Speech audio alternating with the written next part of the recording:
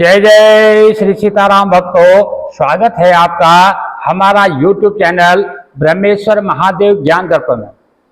भक्तों, आज हम चर्चा करने वाले हैं जो श्रावण मास के कृष्ण पक्ष में जो प्रदोष व्रत आता है, वह प्रदोष व्रत कब रहेगा, इसका महत्व क्या रहेगा, इसका पूजन का समय क्या रहेगा। और जब सावन का महीना, भगवान भोलेनाथ जी का जो महीना चल रहा है, उनकी भक्ति का महीना चलता है, तो इसमें जो है प्रदोष व्रत का विशेष महत्व होता है। ये सब हम विस्तार से बताने वाले हैं। भक्तों, यदि आप हमारे इस चैनल पर नए हैं, अभी तक आपने हमारे इस चैनल ब्रह्मेश्वर महादेव ज्ञान दर्पण को सब्सक्राइब नहीं किया तो सब्सक्राइब कर लीजिएगा। वीडियो आपको अच्छी लगे तो इसको लाइक कीजिए, ज्यादा से ज्यादा लोगों तक शेयर कीजिएगा। भक्तों, प्रदोष व्रत जो है हमारे भूत भावन भोलेनाथ जी को जो है त्रयोदशी तिथि अति प्रिय है।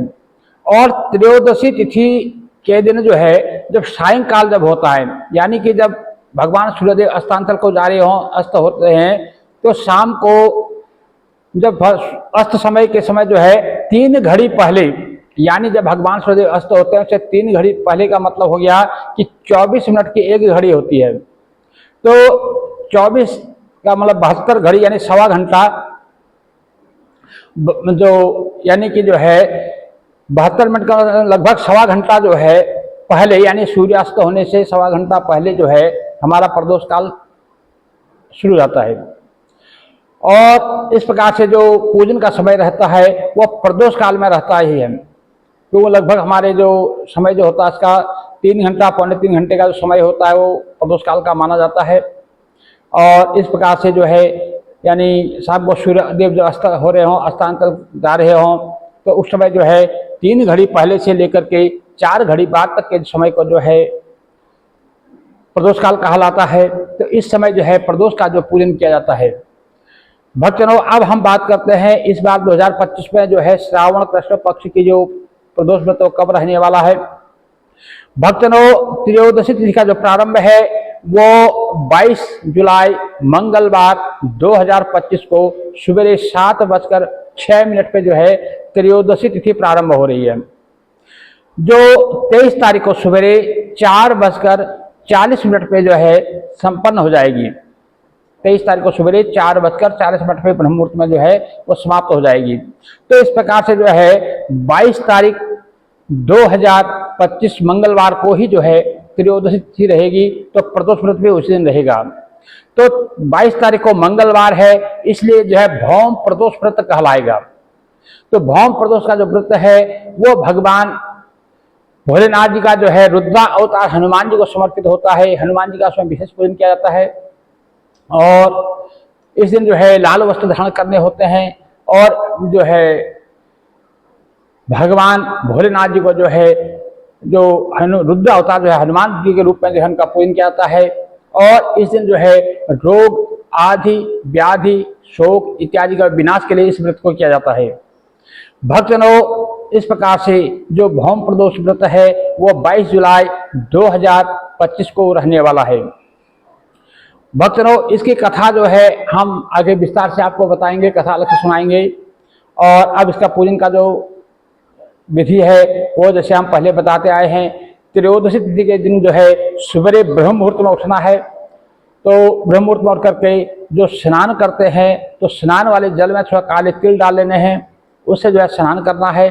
और स्नान करने के पश्चात भगवान सूर्यदेव को नमस्कार करना है, सूर्यदेव को अर्घ्य देना है, उसको नमस्कार करना है, धरती को नमस्कार करना है। अपने घर में जो भी बड़े बुजुर्ग हैं सबको जो है नमस्कार करना है। उसके बाद जो आपका पूजा का स्थल है वहाँ पर जो है एक चौकी का निर्माण कीजिए। उस पर जो है भूत भावन भोलेनाथ जी का जो है सपरिवार, जिसे माता पार्वती, गणेश जी, कार्तिकेय जी, नंदी महाराज, उनको जो है उनका पूरा परिवार जो है वहाँ पर विराजित करें। और एक घी का दीपक वहाँ पर जलाएं। तो सबसे पहले मौन रह करके 1 मिनट के लिए अपने सदगुरुदेव जी का ध्यान करें। गुरुदेव जी से जो है मन ही मन आज्ञा लें कि गुरुदेव मैं आज व्रत को कर रहा हूँ या कर रही हूँ, आप अपना जो है शुभ आशीर्वाद हमें प्रदान करें। उसके पश्चात जिनकी प्रेरणा से आप इस व्रत को कर रहे हैं उन संत महात्मा को भी जो है आप याद करें। उसके पश्चात एक संकल्प जरूर लें। संकल्प में जो है अपना नाम, अपना गोत्र, स्थान, तिथि, वार इत्यादि बोल करके जो है उसको भगवान शंकर जी के चरणों में जो है समर्पित करें। संकल्प करने की संक्षेप विधि हम पहले बता चुके हैं। हमारे जो डिस्कशन में जाएंगे तो उसका लिंक मिल जाएगा, वहां से आप जो है संकल्प करना सीख सकते हैं, संकल्प कर सकते हैं। तो इस प्रकार से संकल्प करने के पश्चात सबसे पहले जो है भगवान का यदि मूर्ति रूप में है तो उनका अभिषेक कीजिए, और यदि चित्र रूप में है तो 3 चम्मच पानी डालिए। पादो पाद्यम समर्पयामि नमः, हस्तो अर्घ्यं समर्पयामि नमः, मुखे आचमनीयं समर्पयामि नमः। और यदि मूर्ति रूप में है तो उनको जो है अभिषेक करना होता है, पर जल से, जो है दूध से, दही से, शहद से, शक्कर से, फिर जो है शुद्धोदक जल जो है उनको स्नान कराना है, अंग प्रोक्षण करना है, और उनको जो है वस्त्र प्रदान करने हैं। यदि वस्त्र नहीं है तो वस्त्र के रूप में आप कलावा प्रदान कर सकते हैं। उनको चंदन लगाना है, अक्षत चढ़ाने हैं, माला पहनानी है, काले तिल चढ़ाने हैं, बिल्वपत्र चढ़ाने हैं, यव चढ़ाने हैं, और साबुत मूंग उनको चढ़ानी है। तो इस प्रकार से पत्रम पुष्पम, जो भी भांग धतुरा इत्यादि, जो आप मंदार के पुष्प है, कनेर के पुष्प है, जो भी सामग्री आपके पास उपलब्ध है वो आप उन्हें चढ़ाइए। और उसके पश्चात जो है भगवान भोलेनाथ जी को एक जनेऊ जरूर चढ़ानी है, और इस प्रकार से उनका पूजन करने के पश्चात उनको जो है भोग रूप में जो है आप जो मिश्री का भोग लगा सकते हैं, या पंचमेवा, पंच मिठाई, शर्करा इत्यादि जो भी आपके पास उपलब्ध है उसका आप भोग लगा सकते हैं। और उनको कुछ फल चढ़ाइए, ऋतु फल चढ़ाइए, और फल चढ़ाने के पश्चात में उनको थोड़ा सा 1 चम्मच पानी डाल करके उनसे क्षमा याचना कीजिए। उसके पश्चात जो है आपको कथा श्रवण करनी है। वैसे कथा को सुनने का जो इसका महात्म्य जो है वो शाम को प्रदोष काल में ही कथा जो उसमें विस्तृत पूजा और कथा सुनने का विस्तार जो इसका विधान है। लेकिन अब बहुत से लोग क्या है जो नौकरी पेशा वाले हैं वो रात्रि को जो है देरी से घर में पहुंचते हैं, तो उनको प्रदोष काल में जो है पूजन करने का समय नहीं मिल पाता है। उनको जो है प्रातः काल में ही जो है कथा पढ़ लेनी चाहिए या सुन लेनी चाहिए। और उसके पश्चात जो है आपको जो है भगवान शंकर जी के नाना प्रकार के स्तुतियों के द्वारा उनका जो है गुणगान करना चाहिए, उनका ध्यान करना चाहिए। यदि आपको कोई गुरु मंत्र प्राप्त है तो गुरु मंत्र की जो है मालाएं आप 5 माला, 7 माला, 11 माला उनका जाप कीजिए। और यदि कोई माला प्राप्त नहीं है तो आप जो है शाम सदाशिव, शाम सदाशिव, या शिवाय नमः, शिवाय नमः, शिवाय नमः, ओम श्री शिवाय नमस्तुभ्यम, श्री शिवाय नमस्तुभ्यम आदि आदि मंत्रों से जो है आप भगवान का जो है जाप कीजिए। जितना ज़्यादा आप कर सकते हैं अपनी सामर्थ्यानुसार, समयानुसार उतना आपको करना होगा। उसके पश्चात उनकी आरती करके और भोग अर्पण करके उसके पश्चात जो है आपके घर के आसपास में जो भी कोई भगवान शंकर जी का जो मंदिर हो वहां जाकर के 1 लोटा जल जरूर चढ़ाएं। जल चढ़ाने की विधि जो है हम पहले बता चुके हैं, उसका भी जो है लिंक हमारे डिस्क्रिप्शन में मिल जाएगा, वहां से देख करके आप जो है जल चढ़ा सकते हैं। 1 लोटा जल चढ़ाएं और वहां पर जाकर के अपना क्षमा भगवान से क्षमा याचना करें। उनको पत्रम, पुष्पम, धूप, दीप जो आपके पास यथा सामग्री है उनको अर्पित करें। उसके पास उस दिन जो है सारा दिन निराहार रहना है, और मन ही मन जो है अपने आप को भगवान शंकर जी के चरणों में समर्पित कर देना है। और जो भी कार्य करना है उसको भगवान शंकर जी की आज्ञा मान करके, भगवान शंकर जी की जो है सेवा मानकर उस कार्य को करना है। और शुचिता का विशेष ध्यान रखना है, पवित्रता का ध्यान रखना है, झूठ नहीं बोलना है, निंदा नहीं करनी, किसी की चुगली नहीं करनी, किसी को जो है अपशब्द नहीं करने, किसी का निरादर नहीं करना है, और कम से कम बोलना है, और ज़्यादा से ज़्यादा भजन करना है। चलते फिरते, आते उठते बैठते जब भी आपको समय मिले आप भगवान शंकर जी का जो है शाम सदाशिव, शाम सदाशिव जप सकते हैं, या आप राम राम भी जप सकते हैं। क्योंकि भगवान भोलेनाथ जी को जो है राम नाम अति प्रिय है। भगवान भोलेनाथ जी कहते हैं वो जो है शिव जी के मंत्रों को जपने से उतने प्रसन्न नहीं होते जितना वो राम नाम सुनने से भगवान भोलेनाथ जी प्रसन्न होते हैं।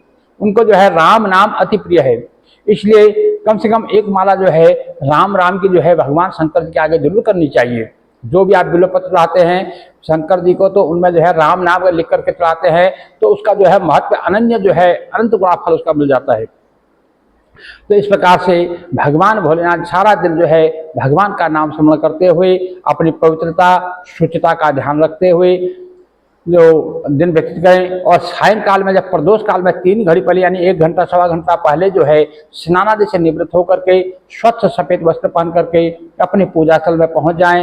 यदि मंदिर में कर रहे हैं तो मंदिर में, यदि घर में कर रहे हैं तो घर में, जहाँ पूजा होनी है वहाँ पर पूजा की सारी सामग्री लेकर के जैसे प्रातःकाल आपने पूजन किया था ठीक उसी प्रकार से शाम को भी पूजन करना है। और पूजन करने के पश्चात फिर उनको जो है आरती करनी है, कथा श्रवण करनी है और जो है उनको मीठा जो है खीर का भोग लगाना है। तो खीर का भोग लगाना है भगवान भोलेनाथ जी को और उसी भोग से जो है जो आप भोग भगवान को अर्पण करेंगे उसी से जो है आपको पालना करना है, उससे व्रत को खोलना भी होता है। इस प्रकार से सारी रात्रि में जितना भी बन सके आपको जो है भगवान शंकर जी के नाना प्रकार के स्तुतियों के द्वारा उनका गुणगान करना है, उनके मंत्रों का जाप करना है और भगवान शंकर जी माँ पार्वती का जो है विशेष गुणगान करना है।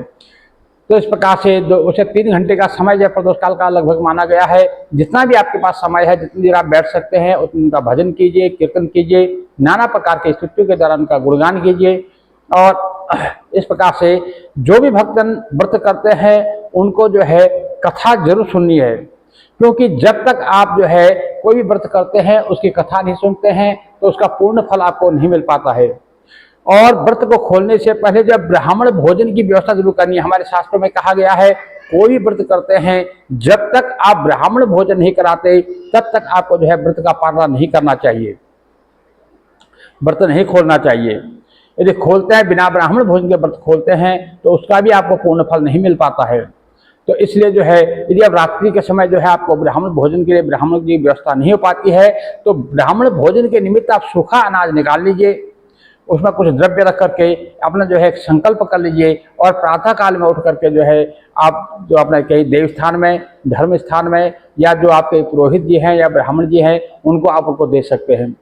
क्योंकि भगवान श्री कृष्ण तन जी कहते हैं कि कलयुग में जो है मैं ब्राह्मण के मुख के द्वारा ही जो है भोजन ग्रहण करूंगा। ब्राह्मण कैसा हो? जो वेद पाठी हो, जो गायत्री को जपता हो, जो त्रिकाल संध्या करता हो और जो सत्यवादी हो, ऐसे ब्राह्मण को यदि भोजन कराएं तो समझ लो आपने भगवान को ही भोजन करा लिया। तो इसलिए जो है ब्राह्मण भोजन का जो है विशेष महत्व इस कलयुग में बताया गया है। तो जो भी आप व्रत करते हैं तो व्रत पालन के समय ब्राह्मण भोजन की व्यवस्था जरूर करें। इस प्रकार से भक्तजनों जो ये प्रदोष का जो व्रत है उसका जो समय आपको इसका पूजन करना चाहिए। इस बार जो है इसका पूजन का जो समय रहेगा वो शाम को 7:14 यानी शाम को 7:14 से लेकर के आपको जो है 9 बजे के बीच में जो है इस पूजन को कर लेना है। और जितना भी आपको समय मिले भगवान की नाना प्रकार की स्थितियों के द्वारा उनका गुणगान करना है, उनकी पूजा करनी है, उनकी अर्चना करनी है। फिर अगले दिन जो है महाशिवरात्रि, जो सावन की शिवरात्रि आती है, शिवरात्रि रहेगी। तो इस प्रकार से आपको विशेष पूजन करना है। भक्तजनों आपको यदि वीडियो अच्छी लगे तो इसको लाइक कीजिएगा, ज़्यादा से ज़्यादा लोगों को शेयर कीजिएगा। भक्तजनों आप यदि वीडियो को लाइक करते हैं तभी जो है हमें पता चलता है कि जो हम वीडियो बना रहे हैं ये जो है आपके लिए लाभान्वित हो रही है, आप उसको लाभ उसका आपको उसका लाभ मिल रहा है। तो इसलिए जो है आप लाइक जरूर कीजिए। भक्तजनों भूत भावन भोलेनाथ जी जो है अपने चरणों की भक्ति जो है आपको प्रदान करें। जय जय श्री सीताराम भक्तों।